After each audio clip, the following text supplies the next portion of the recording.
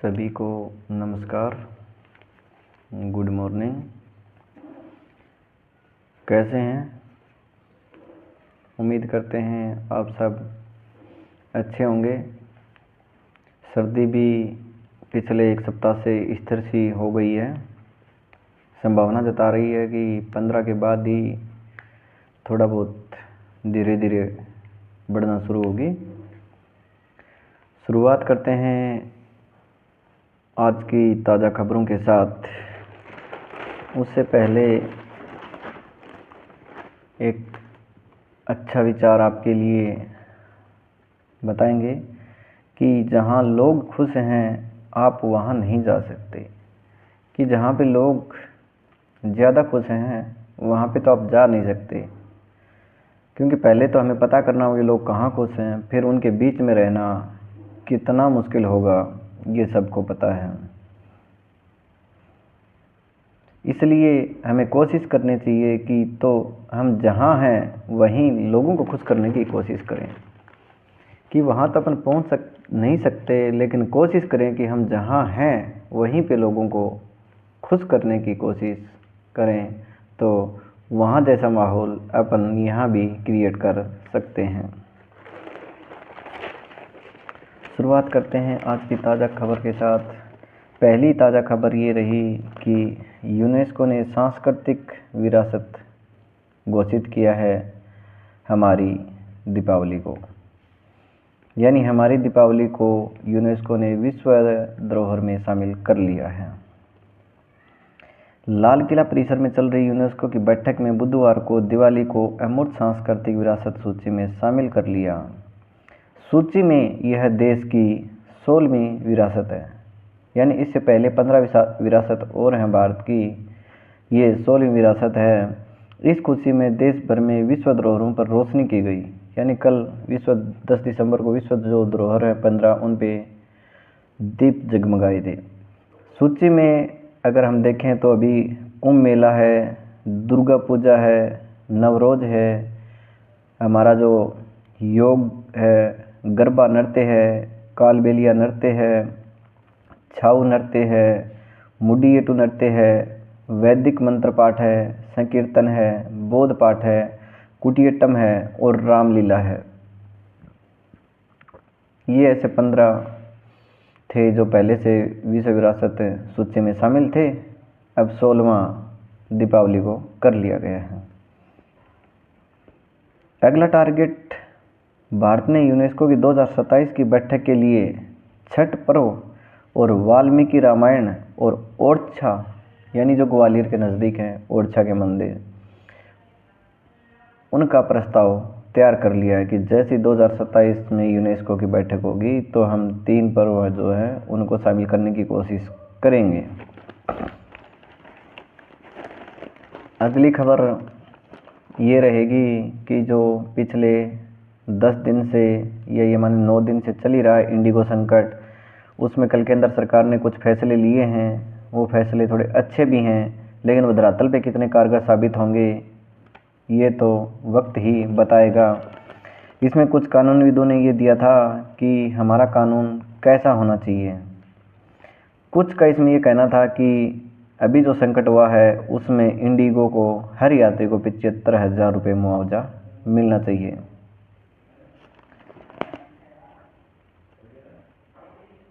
पूर्व additional solicitor general हैं P Wilson, उन्होंने कहा कि कानून के तहत ट्रिब्यूनल बने ताकि विमान कंपनियों का एकाधिकार खत्म हो सके, कि विमान कंपनियों का एकाधिकार है उसको खत्म किया जाना चाहिए।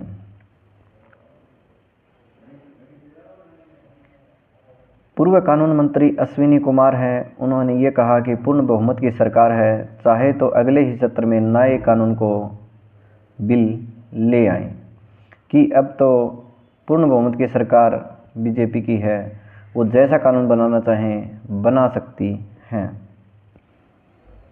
वरिष्ठ वकील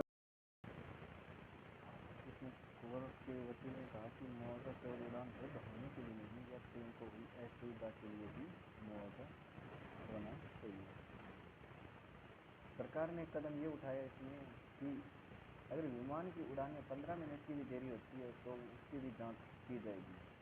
अगर ऐसी गलतियाँ 3 बार हो जाती हैं तो चौथी बार में कार्रवाई भी की जाएगी।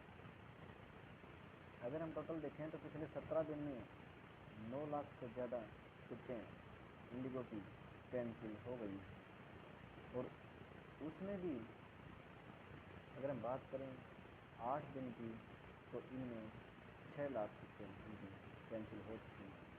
कोर्ट ने दूसरा क्वेश्चन सरकार से ये पूछा कि जब इंडिगो की फ़्लाइट कैंसिल हो रही थी तो बाकी कंपनियों ने अपनी मनमर्जी से 30 से 35 हज़ार रुपये एक टिकट का 5,000 वाली का कैसे वसूल कर लिया, उसका जिम्मेवार कौन होगा? बाकी कंपनियों को ये किसने कहा था कि आप इनसे इतना किराया वसूल कर लो? उसका जवाब भी सरकार को आज ही के दिन एक अच्छा चित्र आया है कि आज ही के दिन यूनिसेफ की संस्था जो है इसकी स्थापना हुई थी 1996 में। यूनिसेफ का उद्देश्य होता है युद्ध से प्रभावित बच्चों के भविष्य को सुरक्षित करना, यानी जो युद्ध से प्रभावित जो हैं उनके बच्चों को भविष्य जो है वो सुरक्षित अपने हाथ में लेना, ये यूनिसेफ का कार्य है। शादियों का सीजन चल रहा है, सोने चांदी में काफ़ी उछाल हो रही है। चांदी की कीमत एक दिन में 6,595 रुपये बढ़ गई है। अगर हम प्रति केजी के हिसाब से चांदी की बात करें तो चांदी की आज की कीमत है 1,50,000।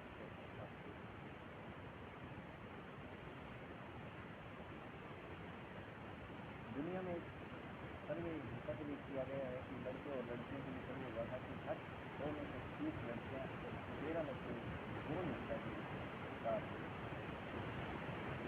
2023 में 15 साल या अधिक उम्र के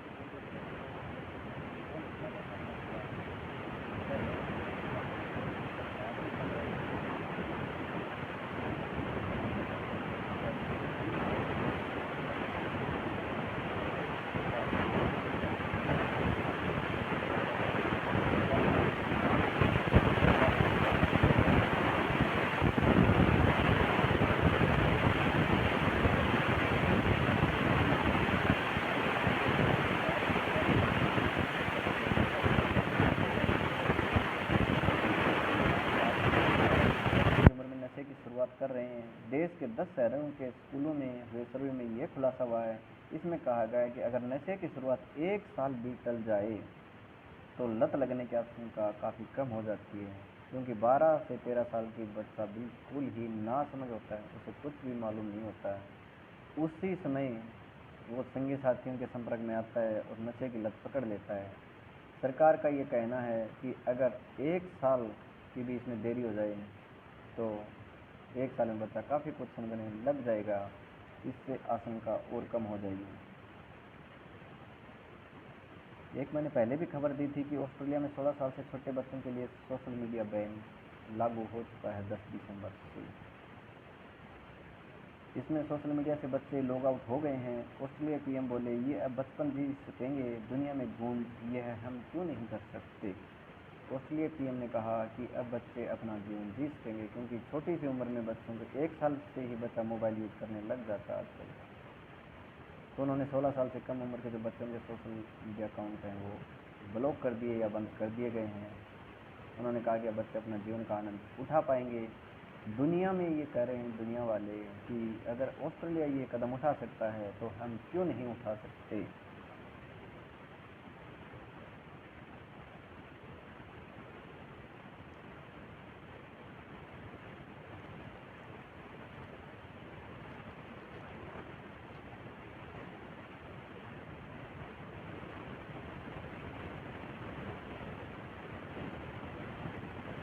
अगली खबर सर्दी को लेकर आपको मैंने थोड़ा सा बताया था कि सर्दी बढ़ने की संभावना 15 के बाद ही है, क्योंकि 13 दिसंबर से एक नया पश्चिमी विक्षोभ है वो सक्रिय होगा। तो उसके बाद 13, 14, 15 यानी 15 के बाद सर्दी बढ़ने की संभावना जताई जा रही है। पिछले साल इससे 10 दिसंबर का इसमें रिकॉर्ड किया गया है कि सर्दी थोड़ी सी ज़्यादा थी। हालांकि एक बार तो ये लगा था कि सर्दी अच्छे से बढ़ रही है, लेकिन दिसंबर के महीने में सर्दी में थोड़ी सी रुकावट सी आ गई है।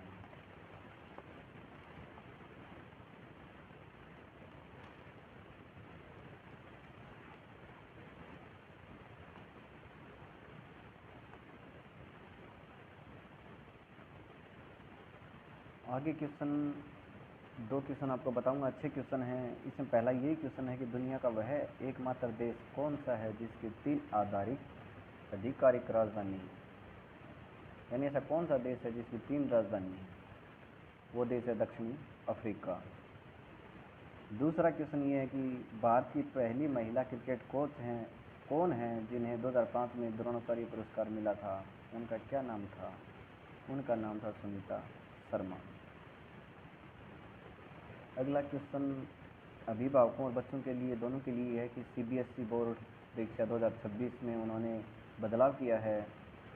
जवाब लिखने से लेकर रिजल्ट के ग्रेडिंग सिस्टम तक इस साल जारी हुआ है एक इनका नोटिफिकेशन। इसमें 6 अहम बदलाव किए गए हैं। पहले तो आपको बता दूं कि 10वीं और 12वीं सीबीएसई बोर्ड की तारीखें घोषित कर दी गई हैं। 10वीं और 12वीं के एग्ज़ाम 17 फरवरी से शुरू होंगे। 10वीं का गणित का पहला पेपर होगा और 12वीं के पहले पेपर बायोटेक्नोलॉजी, एंटरप्रेन्योरशिप और स्टैंडर्ड होंगे।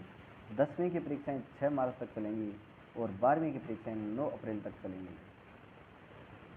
संभावना जता रही है कि इसमें 45 लाख छात्र छात्राएँ भाग लेंगे। जो बदलाव हुए हैं, साइंस और सोशल साइंस गलत सेक्शन में लिखा जवाब चेक ही नहीं होगा।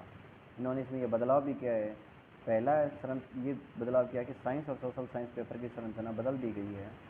इसमें साइंस पेपर में 3 हिस्से होंगे, यानी जैसे पेपर में 3 हिस्से होंगे वैसे ही आपको आंसर की में भी 3 हिस्सों में उसका लिखना होगा।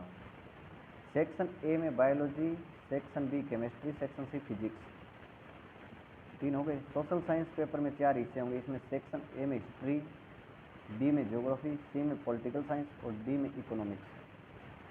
इसमें महत्वपूर्ण नियम यह है कि छात्रों को उसी सेक्शन के हिसाब से लिखना होगा। यदि किसी छात्र ने एक सेक्शन का जवाब किसी दूसरे सेक्शन में लिख दिया हो तो उस उत्तर की जांच नहीं की जाएगी। यानी एक सेक्शन का जवाब, यानी ए सेक्शन का जवाब आपने बी में लिख दिया या बी का सी में लिख दिया या सी का ए में लिख दिया तो उस उत्तर की जांच नहीं होगी। बोर्ड ये मानेगा कि उस क्वेश्चन का आंसर दिया ही नहीं गया है। छात्रों की ऐसी गलती रिवोल्यूशन या वेरिफिकेशन में भी नहीं सुधारी जाएगी, उस उत्तर को हल नहीं माना जाएगा। सीबीएसई ने दोनों विषयों के सैंपल पेपर अपनी वेबसाइट पर अपलोड भी कर दिए हैं, इसलिए बच्चों को उसका अभ्यास भी करना चाहिए कि एग्जाम में ये गलती नहीं हो, क्योंकि शुरुआत में जब पहली बार ये लागू होगा तब थोड़ी सी प्रॉब्लम आएगी अभिभावकों के सामने भी और बच्चों के सामने भी। दूसरा बदलाव ये किया गया कि इसमें 2 बोर्ड होंगे। फरवरी में मेन एग्जाम होगा और मई में इम्प्रूवमेंट एग्जाम होगा, यानी पहले बोर्ड एग्जाम होगा फरवरी में। उसमें ये किया गया कि बच्चा 1 से 3 विषय में अगर फेल है तो वो मई में जो इम्प्रूवमेंट एग्जाम होगा उसमें बैठ सकता है। अगर वो 3 से ज़्यादा विषयों में फेल हो रहा है तो उसको दोबारा से ही एग्ज़ाम अगले साल देना होगा। इसमें तीसरा बदलाव ये किया कि 9वीं 10वीं में 75% उपस्थिति अनिवार्य होगी, यानी 9वीं और 10वीं अगर आपको एग्जाम में बैठना है तो आपकी 75% उपस्थिति विद्यालय में अनिवार्य होगी।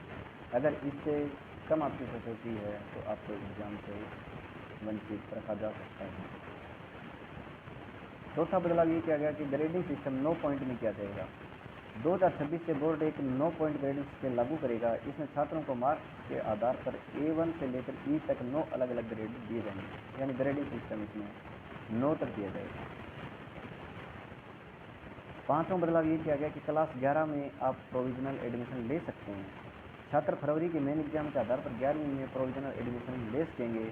इम्प्रूवमेंट एग्जाम के रिजल्ट आने के बाद एडमिशन कन्फर्म होगा, यानी कि फरवरी के जो एग्ज़ाम होंगे उसके बाद आप प्रोविजनल एडमिशन यानी 10वीं वाला 11th में एडमिशन ले सकता है, लेकिन जो आगे इम्प्रूवमेंट एग्ज़ाम होगा उसमें ही उसको निश्चित माना जाएगा। अगर उसमें भी वो फेल हो गया तो उसका एडमिशन कैंसिल हो जाएगा।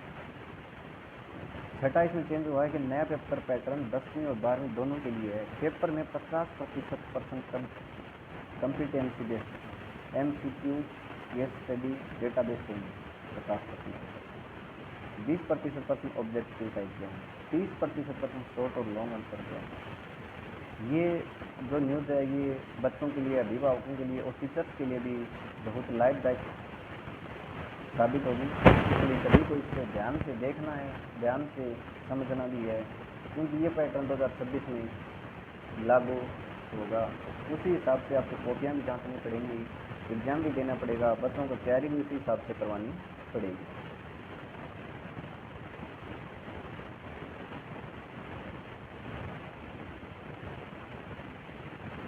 इसलिए अगली खबर भारतीय आर्थिक स्थिति को लेकर दी गई थी कि जो भारतीय 65% जो दौलत या धन है वो सिर्फ 10% धनवानों के पास है, यानी ऊपर के जो 10% अमीर हैं 1 से लेकर 10% तक के, उनके पास देश की संपत्ति में 65% हिस्सेदारी है। तो निचले पायदान के 50% लोगों की आय का 10 साल से 38% बरकरार है, यानी जो नीचे के 50% लोग हैं उनके पास सिर्फ 38% ही धन है। हालांकि धीरे धीरे इसमें बढ़ोतरी हो रही है कि 10 साल पहले जो 38% था वो 2025 में जो वो धन है वो 38.2% पे आ गया है, यानी पहले 38% हिस्सेदारी 38.2% है, यानी उनकी हिस्सेदारी घटी ही है।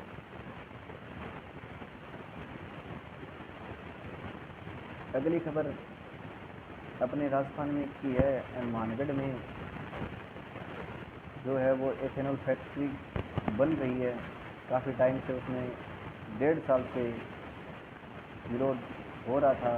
वो एथेनॉल फैक्ट्री की दीवार कल किसानों ने तोड़ दी, उसमें किसानों पर लाठीचार्ज किया गया, तो किसानों ने गुस्से में आकर 17 वाहन फूंक दिए, इसमें 50 किसान भी घायल हो गए और वहाँ के विधायक हैं अभिमन्यु पूनिया, वो भी इसमें घायल हो गए हैं। वहाँ पे इंटरनेट सेवा बंद कर दी गई है। किसान उसका विरोध इसलिए कर रहे हैं क्योंकि वो बोल रहे हैं कि यहाँ पे प्रदूषण बढ़ने का खतरा है। वो एशिया की, भारतीय नहीं एशिया की सबसे बड़ी इथेनॉल फैक्ट्री बनने जा रही है।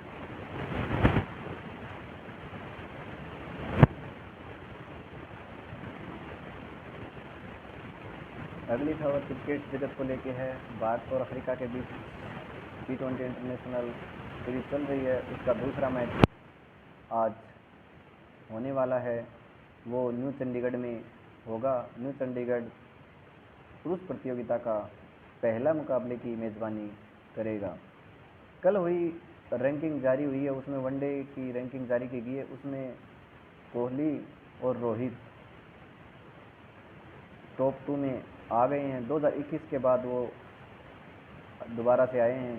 पहले नंबर पे रोहित शर्मा का है, दूसरा उसमें विराट कोहली का, उनके बीच 8 अंक का फासला है। आज के मैच की अगर हम बात करें तो मैच 7 बजे से शुरू होगा।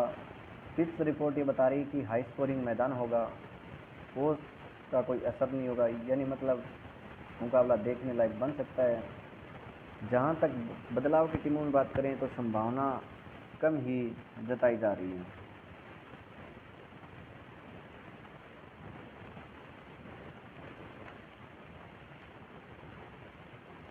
अगली खबर बेंगलुरु से आई। वो खबर ये आई थी कि किसी ने सोने का 5 ग्राम का सिक्का ऑर्डर किया था, उसमें 1 रुपये का सिक्का वैसे वाला आ गया है। तो उसने ऑनलाइन अपनी रिपोर्ट डाली, वीडियो बना के शेयर किया। डिलीवरी बॉय था वो सदमे में आ गया। तब कंपनी ने उसका हर्जाना वापस रिफ़ंड करने का फ़ैसला लिया और उसका रिफ़ंड भी हो गया। इसलिए जब भी कोई ऑर्डर करें ऐसी चीज़ें तो ध्यान रखें कि जब भी हम उसे ओपन करें तो उसका लाइव वीडियो शुरू कर दें ताकि कोई दिक्कत नहीं आए। कंपनियां फर्जीवाड़ा काफ़ी कर रही हैं ताकि आपको उसका हर्जाना, अगर दिक्कत आ जाए तो हर्जाना मिल जाए वापस। उधर गुजरात की खबर आ रही है कि एक 7 साल की लड़की है, उसकी माता उसको शादी बनाने पड़ी हुई है। उसके पापा याचिका दायर कर रहे हैं कि ये निर्णय तो पति पत्नी दोनों ने हमने लिया था, लेकिन यही बोला गया था कि लड़की जब 18 साल की हो जाएगी उसके बाद ही उसको दीक्षा दिलवाएंगे। लेकिन 2024 से पति पत्नी दोनों अलग रह रहे हैं, तो पत्नी ने ये जिद पकड़ ली है कि आगे जो फरवरी में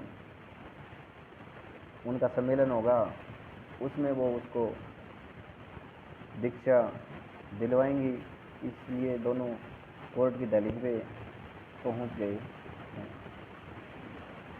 धन्यवाद। आज की ताज़ा खबरें यही थी। उम्मीद करता हूँ कि खबरें अच्छे से समझ आ गई होंगी।